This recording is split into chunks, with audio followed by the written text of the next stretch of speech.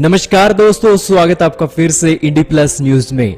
दोस्तों, ये कहानी और ये कहावत बिल्कुल 100% सच है कि 21वीं सदी भारत की और एशिया की सदी होने वाली है और ये सदी 21वीं सदी भारत की होगी। इस बात की पुष्टि अब यूरोपियन यूनियन भी कर चुका है। लेकिन दोस्तों, आज यूरोपियन यूनियन के टॉप डिप्लोमेट ने आज चाइना को बहुत बड़ा झटका दे दिया है। इस झटके के अनुसार चाइना के खिलाफ अब बहुत ही एग्रेसिव स्ट्रेटेजी अपनाई जानी चाहिए और एशिया की सुपर पावर चाइना के सिर से हटाकर भारत की ओर की जानी चाहिए। इसके लिए आज उन्होंने बहुत बड़ा बयान पूरे के पूरे यूरोपियन यूनियन के 27 देशों के ब्लॉक में आज दे दिया है। तो दोस्तों, करेंगे इसके बारे में डिटेल से चर्चा। चैनल पर नए हैं तो चैनल को सब्सक्राइब जरूर करें, क्योंकि ऐसे ही नॉलेजफुल वीडियोस के साथ देश और दुनिया की हर छोटी से लेकर बड़ी खबर आपको इंडी प्लस न्यूज पर सबसे पहले मिलती है। तो दोस्तों, शुरू करते हैं आज के इस वीडियो को। दोस्तों, साल था 2007 और 2008 जब चाइना और यूरोप के रिश्ते बहुत ऊंचाइयों पर छू गए थे, क्योंकि उस समय 2007 और 8 में यूरोप के देशों में भारी मंदी आ गई थी और इस मंदी के दौर में चाइना ने यूरोप की मदद की थी उस मंदी से निकलने के लिए। लेकिन दोस्तों, उसके बाद साल अब बदलते हैं और साल आता है 2019, जब चाइना की महामारी यूरोप में सबसे ज्यादा कहर ढाती है और 1 लाख से भी ज्यादा मौतें अकेले 27 देशों के ग्रुप यूरोप में हो जाती हैं और इन सभी मौतों का जिम्मेदार चाइना ही है। हालांकि चाइना की जिस तरह से ट्रांसपेरेंसी में कमी रही इस वायरस के आउटब्रेक को लेकर, उसी कारण से आज पूरी दुनिया में 3 लाख से भी ज्यादा मौतें हो चुकी हैं, जिसमें 1 लाख से ज्यादा मौतें अकेले यूरोप और अकेले अमेरिका की हैं। और इसी कारण से आज यूरोपियन यूनियन को चाइना के खिलाफ एक स्ट्रॉन्ग स्ट्रिक्ट रूल और रेगुलेशन लाने के लिए एक मीटिंग करनी पड़ी है।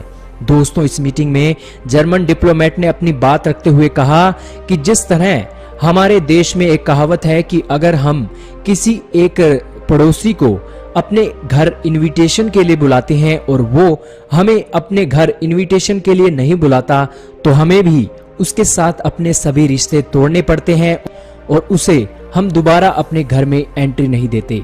और इसी तरह के हालात अब चाइना के साथ यूरोपियन यूनियन के देश करने वाले हैं। 27 देशों के किस ग्रुप यूरोपियन यूनियन ने चाइना के खिलाफ स्ट्रॉन्ग एक्शन और स्ट्रॉन्ग रूल रेगुलेशन लगाने का मन बना लिया है। आज यूरोपियन यूनियन की मीटिंग में यह चर्चा हुई है कि चाइना के खिलाफ स्ट्रॉन्ग एक्शन लेना चाहिए। दोस्तों, चाइना किस कदर से अपने कुकर्मों को छुपाने के लिए पूरी दुनिया के दूसरे देशों पर अपनी एग्रेसिव पॉलिसी के जरिए उन पर दबाव बना रहा है, उसके बाद यूरोपियन यूनियन बिल्कुल सख्त हो गया है कि कल को कहीं यूरोपियन यूनियन पर भी इस तरह के एजेंडे पर चाइना काम न करने लग जाए। हालांकि दोस्तों, आज भी यूरोप के 27 देशों में के ग्रुप में आज भी चाइना 1 बिलियन पाउंड का सामान आज भी चाइना एक दिन में सप्लाई कर रहा है, जिसके बाद आप सोच सकते हैं कि चाइना और यूरोप कितने हद तक डिपेंडेंट है। और इसी के चलते दोस्तों, चाइना पूरी दुनिया में, अकेले यूरोप में नहीं, पूरी दुनिया पर अपनी एक ट्रेड पॉलिसी के जरिए अपनी दादागिरी करता है। लेकिन दोस्तों, अब वक्त बदलाव का है। फ्रांस और जर्मनी के नेतृत्व में यूरोपियन यूनियन की इस मीटिंग में बात हुई है कि हम चाइना को अब घेरने के लिए उसके खिलाफ स्ट्रिक्ट रूल और रेगुलेशन अपनाने वाले हैं। और दोस्तों, चाइना की कमी के रूप में भारत को उभारने की कोशिश यूरोपियन यूनियन करने वाला है। दोस्तों, ब्रिटेन के बुरे हालात हो चुके हैं, फ्रांस ने भी बुरे हालात देखे हैं, जर्मनी ने भी बुरे हालात चीन की वायरस जैसी महामारी के कारण देख चुका है, जिसके बाद चाइना के खिलाफ अब स्ट्रिक्ट रूल रेगुलेशन लगने ही चाहिए। इसकी तैयारी में अब यूरोपियन यूनियन भी जुट गया है। परंतु दोस्तों, जो व्यापार होता है, मेडिकल इक्विपमेंट होते हैं, एपीआई होता है और इसी के साथ साथ बहुत से एग्रीकल्चर प्रोडक्ट होते हैं, उन सभी ट्रेड के जितने भी प्रोडक्ट हैं, उन सब पर चाइना की डिपेंडेंसी यूरोप के देशों की बहुत है। और इसी के चलते उन सभी डिपेंडेंसी को चैलेंज आज एशिया का एक ही देश कर सकता है और वो देश है भारत। आज भारत मेडिकल टर्म में भी बहुत आगे निकल चुका है। हालांकि भारत आज एपीआई में करीब 30 से 35% की हिस्सेदारी रखता है और अगर पूरी दुनिया में कहीं भी कोरोना वायरस की दवा बनती है तो भारत के पास उन देशों को आना होगा जो इस दवा को बनाएंगे, ताकि ये दवा दुनिया के सभी देशों को उपलब्ध करवाई जा सके, जिस कारण से आप भारत की इंपॉर्टेंस समझ सकते हैं। हालांकि दोस्तों, इसी के साथ फार्मास्यूटिकल इंडस्ट्रीज के साथ साथ ट्रेड और एग्रीकल्चर से जुड़े हुए हर व्यापार में भी भारत की स्थिति को मजबूत बनाने की ओर यूरोपियन यूनियन कदम उठा रहा है। और दोस्तों, जिस तरह की एग्रेसिव पॉलिसी आज चाइना अपनाने में लगा हुआ है, उसके बाद यूरोपियन यूनियन का भी मन अब चाइना के प्रति खट्टा हो गया है। और यही कारण है कि अब यूरोपियन यूनियन भी चाइना के खिलाफ स्ट्रिक्ट एक्शन लेने की मांग कर रहा है।